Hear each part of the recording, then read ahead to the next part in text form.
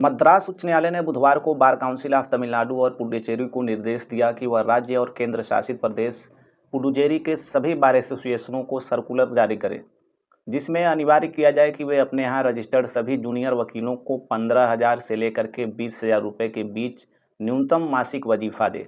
न्यायमूर्ति एस.एम. सुब्रमण्यम और न्यायमूर्ति सी. कुमारप्पन की पीठ ने तमिलनाडु बार काउंसिल को निर्देश दिया कि वह सभी एसोसिएशनों को निर्देश दे कि वे चेन्नई, मदुरै और कोयम्बटूर में प्रैक्टिस करने वाले जूनियर वकीलों को न्यूनतम 20,000 रुपये मासिक वजीफा दे। इसके अलावा तमिलनाडु और पुडुचेरी के अन्य शहरों में प्रैक्टिस करने वाले जूनियर वकीलों को न्यूनतम 15,000 रुपये मासिक वजीफा दे। न्यायालय ने कहा कि इस तरह के न्यूनतम वजीफे की गणना राज्य में बुनियादी जीवन लागत और प्रचलित लागत सूचकांक को ध्यान में रखते हुए की गई है। अदालत ने बार काउंसिल से यह भी तय करने को कहा कि कौन युवा वकील के दायरे में आने के योग्य होगा। इसके लिए बार काउंसिल एक बैठक आयोजित करेगी और पात्रता मानदंड तय करेगी कि कौन जूनियर वकील है और उसको 15 से 20,000 रुपये मासिक दिया जाएगा।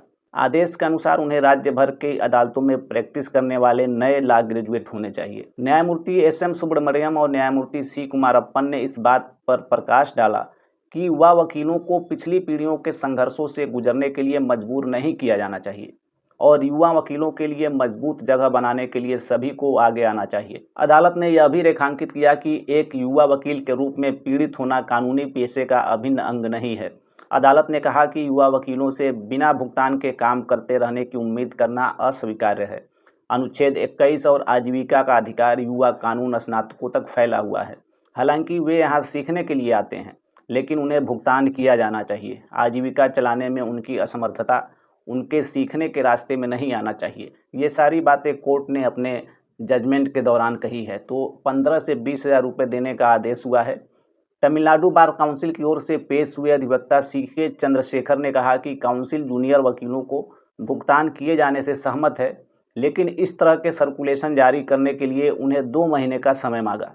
हालांकि पीठ ने बार काउंसिल को 4 सप्ताह के भीतर सर्कुलर जारी करने और 10 जुलाई तक न्यायालय को अनुपालन की रिपोर्ट देने का निर्देश दिया है।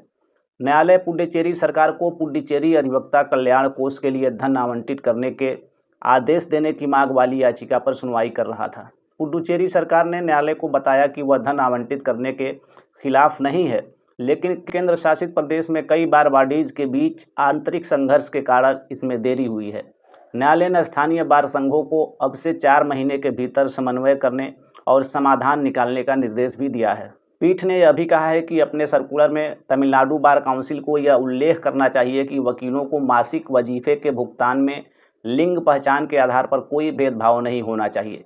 इससे पहले 6 जून को पीठ ने एक और आदेश पारित किया था, जिसमें कहा गया था कि वरिष्ठ वकील अपने लिए काम करने वाले जूनियर वकीलों को न्यूनतम वजीफा भी नहीं दे रहे हैं और यह शोषण और मौलिक अधिकारों का उल्लंघन है। उसी याचिका पर सुनवाई करते हुए हाईकोर्ट ने निर्देश दिया है कि युवा वकीलों को 15 से 20,000 रुपये मासिक वजीफा दिया जाए। क्योंकि हाईकोर्ट ने बता दिया है कि 3 शहरों में प्रैक्टिस करने वाले युवा वकीलों को 20,000 रुपये दिया जाए और उसके अलावा अन्य अदालतों में प्रैक्टिस करने वाले अधिवक्ताओं को 15,000 रुपये मासिक वजीफा दिया जाए। और इस तरह का एक सर्कुलेशन जो तमिलनाडु बार काउंसिल है, वो पूरे स्टेट में जो भी बार बॉडीज़ हैं, जो बार एसोसिएशन है, उनको एक सर्कुलर जो है जारी करे और अपने सभी युवा वकीलों को, जो भी उनके यहाँ युवा वकील जो मेंबर हैं, जो रजिस्टर्ड हैं, उनको 15,000 रुपये और 20,000 रुपये मासिक वजीफा दे। और कोर्ट ने ये भी कहा है कि इसका कंप्लायंस रिपोर्ट हमें चाहिए 10 जुलाई तक। इस प्रकार मद्रास उच्च न्यायालय ने एक ऐतिहासिक फैसला देते हुए युवा वकीलों के पक्ष में एक बड़ा आदेश दिया है।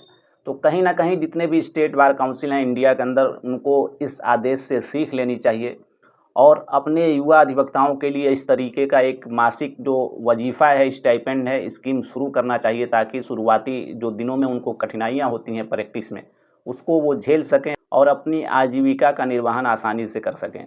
तो कहीं ना कहीं उम्मीद है कि ये जो फैसला मद्रास हाई कोर्ट ने दिया है एक नज़ीर बनेगी। बार एसोसिएशन, बार काउंसिल इस पर ध्यान देंगे और युवा अधिवक्ता जो शुरुआती प्रैक्टिस के दौरान जो कठिनाई उनको होती है इनकम को लेकर के, वो झेल सकें। तो इस बारे में आपका क्या ख्याल है? मद्रास हाई कोर्ट के इस फैसले से आप कितना सहमत हैं? क्या आप भी चाहते हैं कि आपके स्टेट बार काउंसिल की तरफ से एक ऐसा प्लान तैयार किया जाए, युवा अधिवक्ताओं के लिए एक मासिक वजीफे की राशि तय की जाए, ताकि शुरुआती दिनों में जो परेशानी होती है उनको प्रैक्टिस के दौरान, कोई इनकम नहीं होता है। बहुत सारे ऐसे एडवोकेट्स होते हैं जो इस वजह से अपनी जो शुरुआती वकालत है कुछ दिनों के बाद से उसको छोड़ देते हैं।